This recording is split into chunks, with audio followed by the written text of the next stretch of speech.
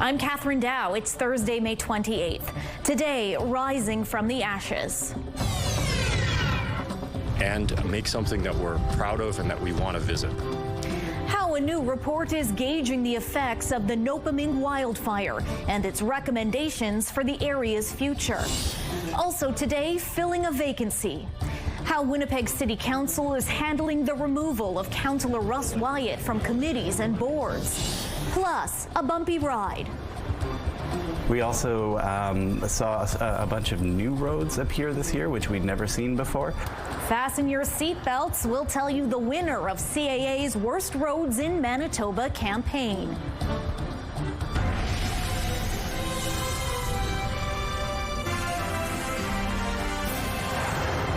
Good afternoon. Thanks for joining us. A new report is giving us a better sense of the scope of last year's devastating wildfire in Nopiming Provincial Park. It was released by the conservationist nonprofit Wilderness Committee and warns we can expect to see similar situations play out in the future without any action. Let's bring in CTV's Joseph Bernacki to help break this all down for us. So, Joseph, what were some of the key takeaways from this report? Catherine, the report says it'll take decades under ideal conditions for the ecosystem in Nopiming to recover. And for one species in particular, boreal caribou, a hallmark of the area, the authors say their future is at best uncertain. That's because caribou require very specific conditions to thrive. For example, they prefer to feed on lichen, which grows around old trees, and they need large undisturbed areas to raise their young. As for other species, the authors say there is evidence large animals such as moose, bear, and wolves have begun moving back into some of the burnt-out areas. It's still unclear how smaller mammals have fared at this time. In terms of recovery, the report generally advocates for less human activity outside of climate-safe recreation. It says mineral exploration should end, the military training site should not be rebuilt, and ATVs should be banned. What we're going to see in Nopiming is that folks are going to recognize that this will make one of the most beautiful backpacking trails in the country. It doesn't exist yet on paper, and as we work forward with First Nations, whose territory it is, to make these destinations, that's the place where Manitoba can engage Manitobans, people in the work, and make something that we're proud of and that we want to visit. The authors also say human infrastructure should be limited in the park. Fewer buildings means firefighting resources won't be stretched so far in the event of future fires, and those efforts can be directed towards controlling the fires themselves. So, Joseph, speaking of the fires, were there any recommendations on how we can prevent these types of devastating blazes from happening again? There were, Catherine, yes, a few, in fact. The authors laid the blame squarely on climate change, saying unless Manitoba and the rest of the world limit the burning of fossil fuels, massive fires like this will continue to happen. In addition to the hot, dry conditions brought about by a warming climate, it cites other research which predicts a 41% increase in lightning strikes in the coming years. Furthermore, it says the 2025 wildfires demonstrate that no jurisdiction can marshal all the resources needed to protect forests and human infrastructure. All right, thanks for this, Joseph. A truck driver has been charged following a fatal crash in Brandon. Police say the crash happened at the intersection of Highway 110 and Richmond Avenue East on Wednesday afternoon. They allege the 35-year-old man driving a northbound semi-truck did not come to a halt at a stop sign, went through the intersection and hit an SUV. Police say the force of the crash also caused both vehicles to hit a different semi, which was stopped at the intersection. The 49-year-old woman driving the SUV was pronounced dead at the scene. The drivers of both trucks did not appear to suffer significant injuries. The 35-year-old man has been charged with dangerous driving causing death.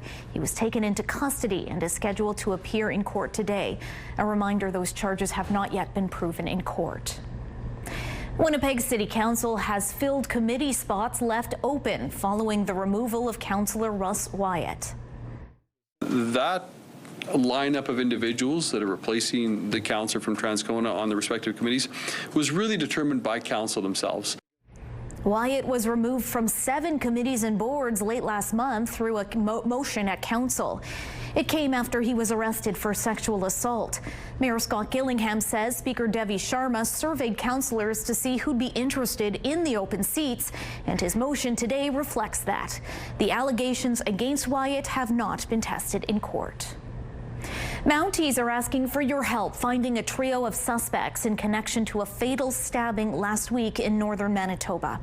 It happened around 2:30 in the morning last Wednesday in an open area near Princeton Drive in Thompson. A 21-year-old man was brought to hospital but later died. RCMP are now searching for the two people seen here. The force says 19-year-old Eternity Chastelane is facing a charge of manslaughter, and 24-year-old Marshall Marasti has been charged with second-degree murder.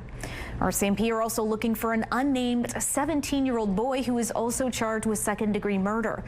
Anyone with information is asked to contact Thompson RCMP or Crime Stoppers. CA Manitoba has revealed the results of its 2026 Worst Roads campaign today, and a familiar South Central highway has claimed the top title. Provincial Trunk Highway 34 received the honor for the second year in a row. It's the 7th time the highway has made an appearance on the list. CAA says the #1 complaint about it is potholes. Other factors include uneven road surfaces and poor road maintenance. Provincial Road 307 in the Whiteshell, meanwhile, came in second place, and Winnipeg's own Caniston Route 90 took third. Brandon claimed 2 other spots on the list, Pembina Valley another, and Winnipeg rounded things out with 4 more roads.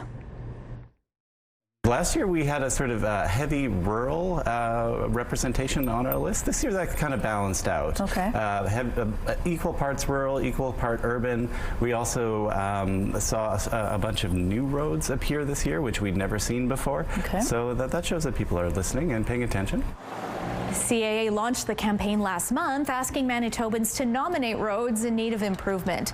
The information collected is used by the organization to try to lobby the governments on which road repairs and infrastructure need attention. More than 711 roads received nominations this year. CTV weather specialist Colleen Brady joins us now with a first look at your Skywatch evening forecast. For all the crews out there filling potholes, doing road work, wow, those temperatures today, Colleen, punishing. No, and they're not relenting. In fact, we're going to see more of the same for the next several days. Hot, hot, hot all across southern Manitoba. You can see under that heat dome that air is trapped. It has nowhere to go, and it's not going to go anywhere for the next few, that's for sure. Now, we've got those winds coming up out of the south, as you can see.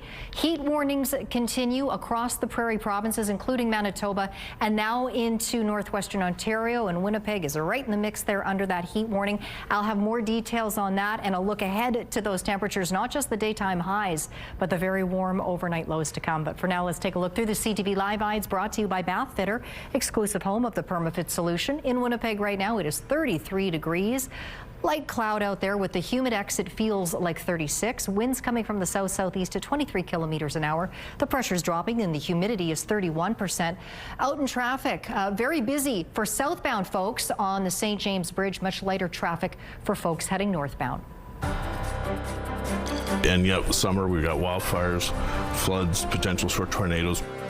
We've got some important tips from the Canadian Red Cross on how to stay safe during the summer. Those details coming up after the break.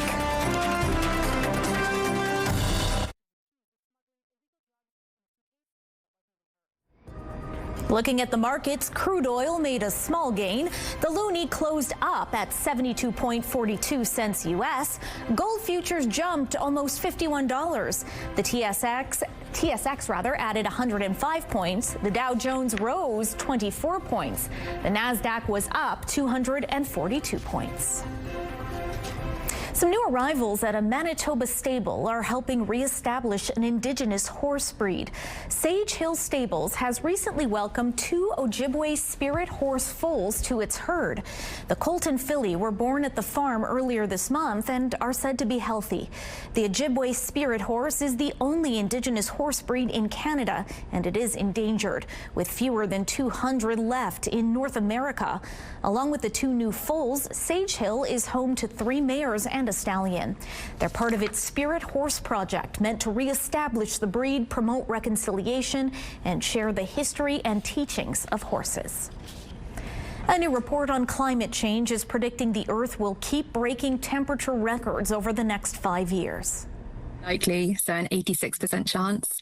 The one in the next 5 years will set a new record, which is currently 2024.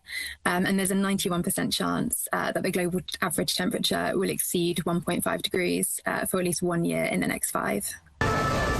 The report comes from the United Nations Weather Agency. It says over the next 5 years, global temperatures will range between 1.3 to 1.9 degrees above pre-industrial levels. 1.5 degrees is the level set by the Paris Accord to avoid the worst effects of climate change. The report also says the Arctic will also keep warming over the next 5 years. Arctic warming could cause more severe weather events affecting people in the northern hemisphere. And with summer right around the corner, the Canadian Red Cross wants you to be prepared for potential emergency situations. People talk about a response season, and yet summer we've got wildfires, floods, potentials for tornadoes, but we've been responding year-round. The organization says if an emergency situation happens, it is critical to have a plan in place for you and your family. And there are a myriad of decisions to be made, some of which you can plan for in advance. You should discuss an evacuation plan, have a separation plan in effect, decide who are you going to call outside the community to notify you're okay, and so on. Another important tool is to have an emergency kit. You know, it should have some basics: water, non-perishable food items, things like a radio and maybe a can opener if you have canned food. Okay.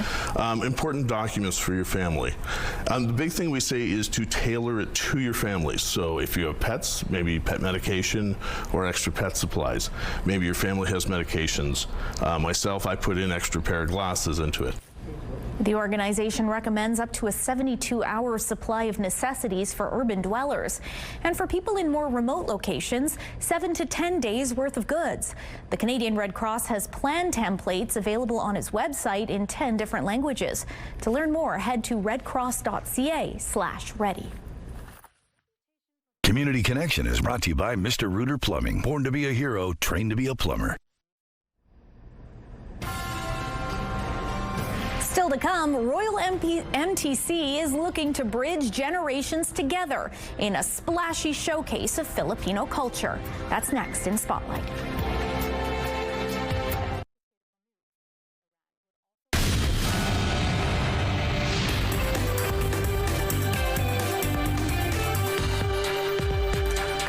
Has your Spotlight today.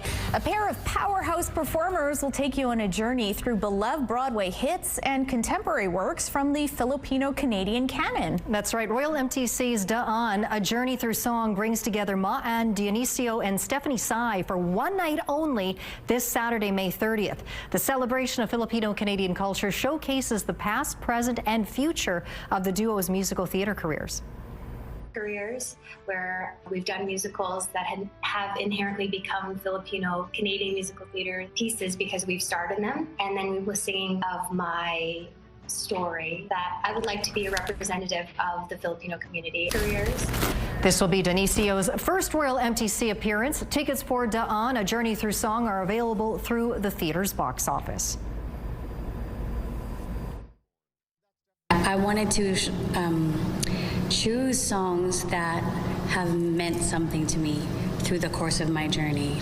And then we will also be singing songs with messages of hope and future songs and musicals that we'd like to be a part of.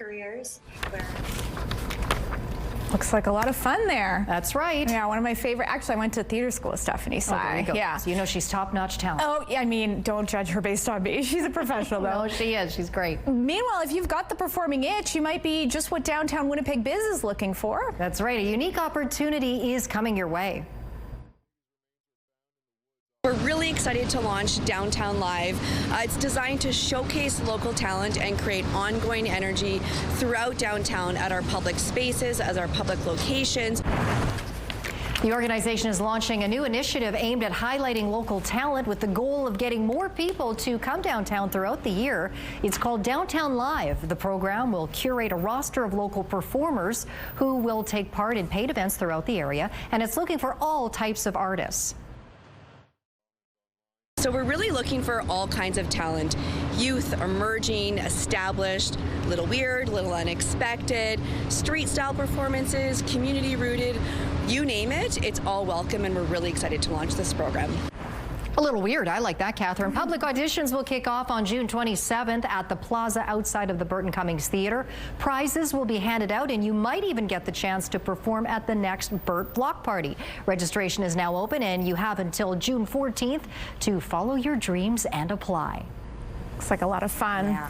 Bit of a left turn here. So Matthew Perry's personal assistant has been sentenced to nearly 3.5 years in prison for his role in the actor's overdose death. Perry's family was in court Wednesday as the ruling was read out. As his employee, Kenny wishes he could have had the strength to push back and say no. His mother wrote in a statement to the judge, quote, "We trusted a man without a conscience and my son paid the price." Perry's assistant admitted to buying and injecting the Canadian actor with ketamine on the day he died. The star was found unresponsive in his home in October 2023. This was the final sentencing in the investigation into Perry's death. I always forget that Keith Morrison is his stepfather. I always like shift when I see it. Yeah. Very sad stuff there. Meanwhile, there is some long-awaited news to share with fans of Heated Rivalry. Indeed, we now know when a highly coveted piece of clothing that appears in the show will go on sale. All right, so tonight we can do the men's short form figure skating here. My buddy Joe's in that program. I'll train together. That's Hudson Williams, of course, as Shane Hollander in the romance series produced by Crave, CTV's Bell Media partner. As fans watch the show, many wanted to get their hands on the Team Canada fleece he's wearing. Today, retailer Province of Canada confirmed pre-sales of the item will start online next week. 10% of proceeds will go to You Can Play, an organization aimed at addressing homophobia and other forms of discrimination in hockey. Just a guess. I think those are going to do quite well. Yes, that's the understatement of the year. No kidding. Methinks, yes. No, okay. Thanks for that, Colleen. You're welcome.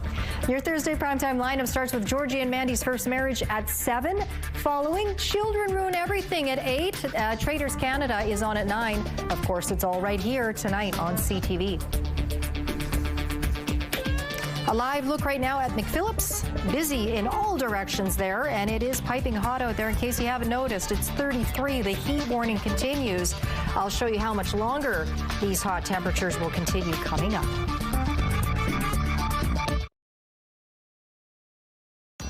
Women's clothing provided by RW & Company. Salon services provided by S&Teak Spa Salon.